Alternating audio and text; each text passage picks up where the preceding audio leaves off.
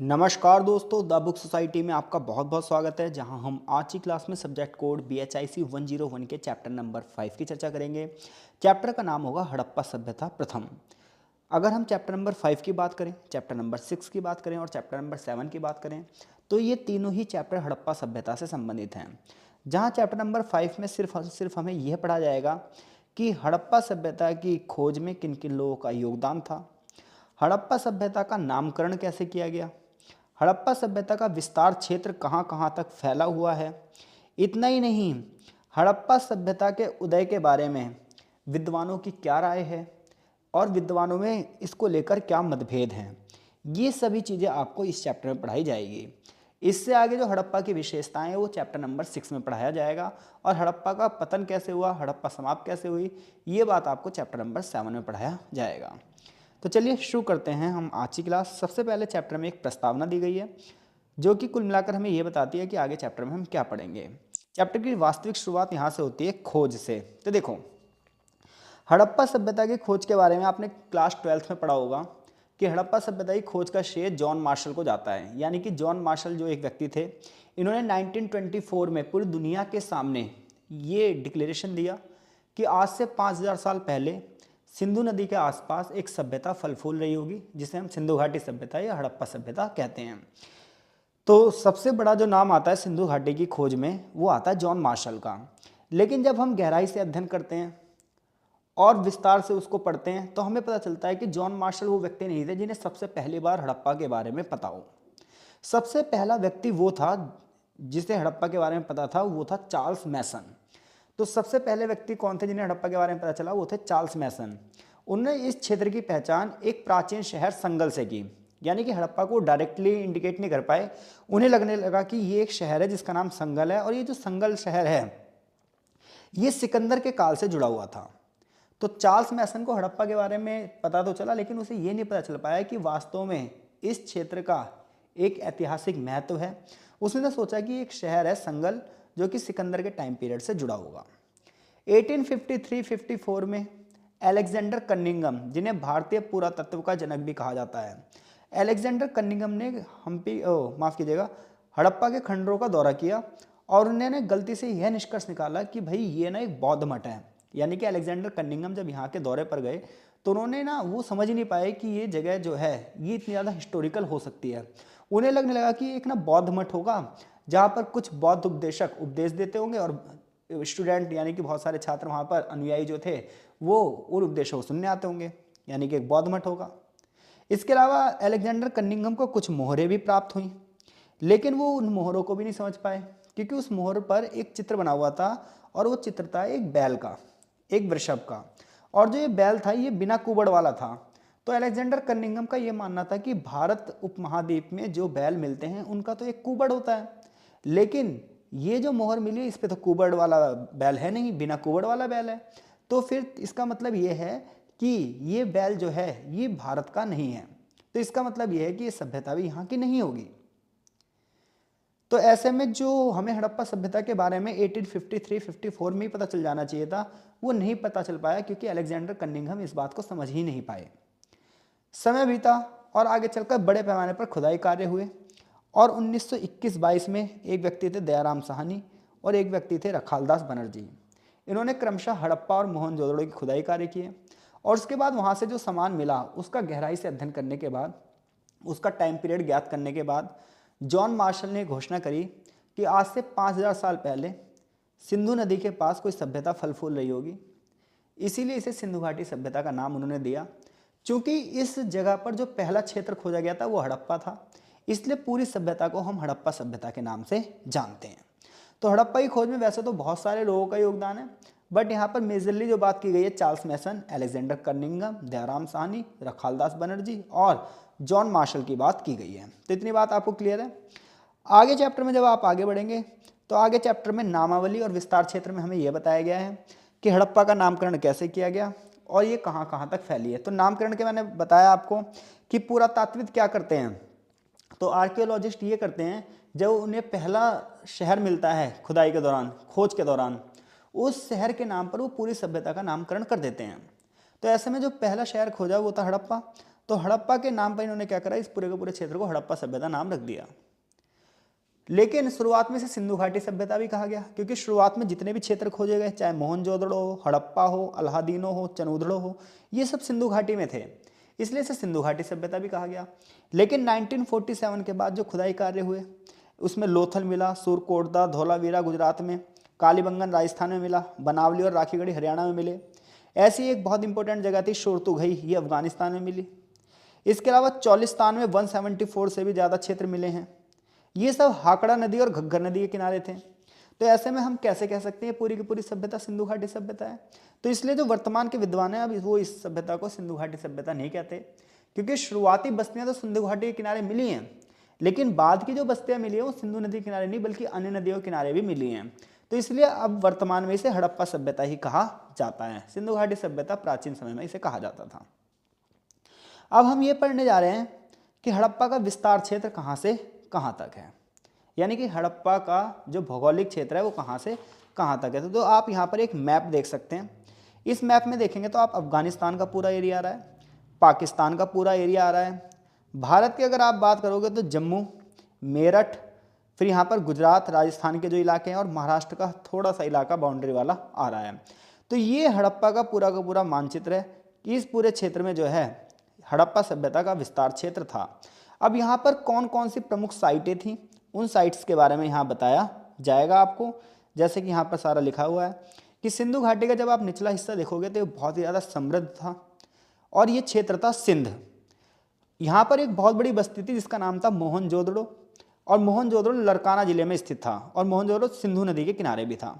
इसके अलावा ऊपरी सिंध में सुक्कुर की पहाड़ियाँ थीं और यहाँ पर एक पत्थर मिलता था जिसका नाम था चकमक, जिसे चर्ट भी कहते हैं। तो चर्ट नाम के पत्थर से यानी कि चकमक पत्थर से सिंधु बस्ती के जो लोग थे ये बाट बनाते थे। इसके अलावा इनसे ब्लेड बनाते थे जिससे कटाई कार्य किया जाता था। तो यहाँ पर जो है हड़प्पा वासियों के लिए जो ये चर्ट था यानी कि चकमक पत्थर था, ये महत्वपूर्ण सामग्री थी जिसकी बहुत सारी खदानें कहाँ थी, सुक्कुर की पहाड़ियों में। तो अनेक कामगार यहाँ से इन पत्थरों को तोड़ते थे। इसके अलावा बालूचिस्तान का जो पश्चिमी क्षेत्र है ये बहुत ही ज़्यादा विभिन्नताओं भरा क्षेत्र था। इसके अलावा एक जगह थी मकरान का तटीय क्षेत्र, यहाँ पर एक जगह थी सुत कांगेडोर सोतकहा। सिंधु सभ्यता के फारस की खाड़ी से जो रिलेशनशिप थे उसमें ये स्थल बहुत महत्वपूर्ण भूमिका निभाते थे। यानी कि सिंधु घाटी के लोगों के फारस की खाड़ी और मेसोपोटामिया के बीच में जो समुद्री व्यापार होता था वो समुद्री व्यापार मकरान के क्षेत्र से ही होकर होता था। बलूचिस्तान की अन्य बस्तियां अन्य महत्वपूर्ण मार्गों पर थीं। इसके अलावा कृषि योग्य एक बहुत बड़ा क्षेत्र था जहां खेती बाड़ी कर हड़प्पावासी अपना जीवन यापन करते होंगे। इसके अलावा बलूचिस्तान से तांबा, सीसा, अन्य अर्धकीमती पत्थर जैसे लाजवर्द मणि हो गई, फिरोजा का पत्थर हो गया, ये सब इन मार्गों के सहारे सिंधु घाटी सभ्यता तक, सिंधु घाटी बस्तियों तक पहुंचाया जाता था। सिंधु सभ्यता का सबसे उत्तरी स्थल शोरतुघई है जो कि अफगानिस्तान में है। शोरतुघई से लाजवर्द मणि और मध्य एशिया के टीन और स्वर्ण खनिज तक पहुंचा जा सकता था। इसके अलावा सिंध के उत्तर पूर्व में बात करें, आप पाकिस्तान के पंजाब प्रांत की बात करें तो यहाँ का सबसे फेमस जो स्थल है वो हड़प्पा है और ये रावी नदी के किनारे है। तो हड़प्पा नगर कौन सी नदी के किनारे था? रावी नदी के। और मोहनजोदड़ो कौन सी नदी के किनारे था? वो था सिंधु नदी के किनारे। तो इस प्रकार से जो अन्य बस्तियां मिलती गई वो किसी न किसी नदी के किनारे थी। इसके बारे में विस्तार से चैप्टर में आगे पढ़ाया जाएगा। आगे जब हम हड़प्पा की बात करते हैं तो हड़प्पा का जो टाइम पीरियड है वो अलग अलग लोगों ने अलग अलग बताया, लेकिन फिर भी 3300 BCE से लेकर 1300 BCE तक का जो टाइम पीरियड है इस पर सभी विद्वानों की सहमति बनी है। अब देखो, किसी भी सभ्यता का जो टाइम पीरियड है उसको निकालने की बहुत सारी विधियां हैं। उनमें से एक विधि है रेडियो कार्बन डेंटिंग विधि। तो रेडियो कार्बन डेंटिंग विधि के माध्यम से ये निकाला गया कि हड़प्पा का जो टाइम पीरियड होगा, हड़प्पा का जो कालक्रम होगा वो 3300 BCE से 1300 BCE के बीच में होगा। हालांकि जब आप अलग अलग क्षेत्रों की बात करोगे तो अलग अलग क्षेत्रों का टाइम पीरियड अलग अलग हो सकता है। तो इस आधार पर टाइम पीरियड के आधार पर हड़प्पा को 3 भागों में बांटा गया। एक प्रारंभिक हड़प्पा यानी कि शुरुआती हड़प्पा, दूसरी परिपक्व हड़प्पा यानी कि मैच्योर हड़प्पा जहां पर हड़प्पा विकसित हो चुकी थी, तीसरा है उत्तर हड़प्पा यानी कि जब हड़प्पा का पतन होने को हुआ। यहाँ पर इस टेबल में इस टाइम पीरियड को बहुत अच्छे से समझाया गया है। अगर आप प्रारंभिक हड़प्पा की बात करोगे तो इसका टाइम पीरियड है 3300 से 2600 BCE। और इस टाइम के जो महत्वपूर्ण स्थल थे, जो प्रारंभिक हड़प्पा के स्थल थे, वो थे हड़प्पा, कोटदीजी, आमरी। और इस बस्तियों की विशेषता ये थी कि यहाँ पर किलेबंद था, सड़क प्रणाली बहुत अच्छे से बनाई गई थी, ये माना जाता है कि ट्रेडिंग होती होगी यानी कि व्यापार होता होगा, और शिल्प कलाएँ चलती होंगी। उसके बाद ये क्षेत्र क्या हुआ, परिपक्व हड़प्पाई चरण में चला गया। परिपक्व का मतलब होता है, देखो हर एक क्षेत्र जो बसता है वो पता है शुरुआत में कैसे बसता है, बिल्कुल प्रारंभिक अवस्था में होता है, सड़कें नहीं होती, नालियाँ नहीं होती, लोग कच्चे मकानों में रहते हैं, फिर धीरे धीरे लोग करके विकसित हो जाते हैं, मकान पक्के हो जाते हैं, सड़कें बनने लग जाती हैं, नालियाँ बनने लग जाती हैं, लोग व्यापार करने लग जाते हैं। तो जब इस अवस्था में मनुष्य पहुंच जाता है तो वो मैच्योर अवस्था होती है। तो ऐसे हड़प्पा वाले भी शुरुआत में प्रारंभिक अवस्था में थे, अब परिपक्व हड़प्पाई में आ गए। तो परिपक्व हड़प्पा का जो टाइम पीरियड है वो 2600 से 1800 BC के रूप में माना जाता है। मोहनजोदड़ो, हड़प्पा, कालीबंगा, धौलावीरा, ये सब परिपक्व हड़प्पा काल के टाइम पीरियड के जो क्षेत्र हैं वो हैं। और लास्ट में उत्तर हड़प्पा काल, जो कि 1800 से लेकर 1300 BC के बीच में इसका टाइम पीरियड देखा गया है। तो हड़प्पा सभ्यता को रेडियो कार्बन डेटिंग विधि के आधार पर 3 अवस्थाओं में बांटा गया है, पहला प्रारंभिक, दूसरी परिपक्व और तीसरी उत्तर हड़प्पा। अब आगे चैप्टर में हमें यह बताया गया, यहां से एक बहुत इंपॉर्टेंट क्वेश्चन बनता है कि हड़प्पा सभ्यता के संदर्भ में क्या वाद विवाद रहे हैं। तो देखो, जो पुरातात्विद हैं उनकी 2 श्रेणियां हैं। पहली श्रेणी में वो लोग हैं जो ये कहते हैं कि हड़प्पा का जो उदय हुआ है उसमें देसी लोगों का प्रभाव है। देसी का मतलब ये है कि भारतीय उपमहाद्वीप की ही सभ्यता है, भारतीयों की ही सभ्यता है। लेकिन कुछ विद्वान ये कहते हैं नहीं, हड़प्पा जो सभ्यता है ये देसी लोगों की वजह से उदय नहीं हुआ इसका, बल्कि मेसोपोटामिया के लोग यहाँ आकर बसे होंगे। मेसोपोटामिया की बात करें तो मेसोपोटामिया को उस टाइम पे ईरान और इराक के नाम से, आज के टाइम पे ईरान और इराक के नाम से जाना जाता है। तो मेसोपोटामिया के लोग यहाँ आकर बस गए होंगे, जिसकी वजह से हड़प्पा की स्थापना हुई होगी। तो अलग अलग लोगों की अलग अलग राय है, यहाँ पर यही बताया जाएगा। तो 1931 में जॉन मार्शल ने ये कहा, जो मोहनजोदड़ो के बारे में उन्होंने अपनी रिपोर्ट तैयार करी, उसमें इन्होंने ये कहा कि भाई हड़प्पा सभ्यता का जो उद्भव है, हड़प्पा सभ्यता का जो उदय है, ये देसी लोगों से है। यहाँ पर देसी लोग यानी कि भारतीय उपमहाद्वीप के लोग बसे होंगे और उन्होंने ही प्रारंभिक बस्तियाँ बसाई होंगी और उसके बाद धीरे धीरे करके हड़प्पा विकसित होती चली गई होगी। हालांकि उनके पास इसके लिए कोई तर्क नहीं था, कोई ज़बरदस्त एविडेंस नहीं था जिसके आधार पर वो सिद्ध कर सके कि ऐसा होगा, बट उनका ये मानना था। ऐसी एक और पुरातात्विद थे जिनका नाम था गार्डन चाइल्ड। गार्डन चाइल्ड का भी यही मानना था कि हाँ भाई हड़प्पाई जो लोग हैं ये भारतीय उपमहाद्वीप से ही संबंधित है और हड़प्पा सभ्यता का जो उद्भव है वो देसी लोगों के माध्यम से हुआ है। यानी कि जॉन मार्शल भी यही बात मान रहे हैं, गार्डन चाइल्ड भी यही बात मान रहे हैं। इसके साथ साथ एक व्यक्ति, इसी प्रकार से एनजी मजूमदार भी यही कह रहे हैं कि हड़प्पा सभ्यता के उद्भव में जो है देसी लोगों का योगदान होगा। अगर हम एनजी मजूमदार की बात करें तो इन्होंने आमरी पर कार्य किया है। तो आमरी नाम का स्थल है जिसकी चर्चा आगे इस चैप्टर में की जाएगी।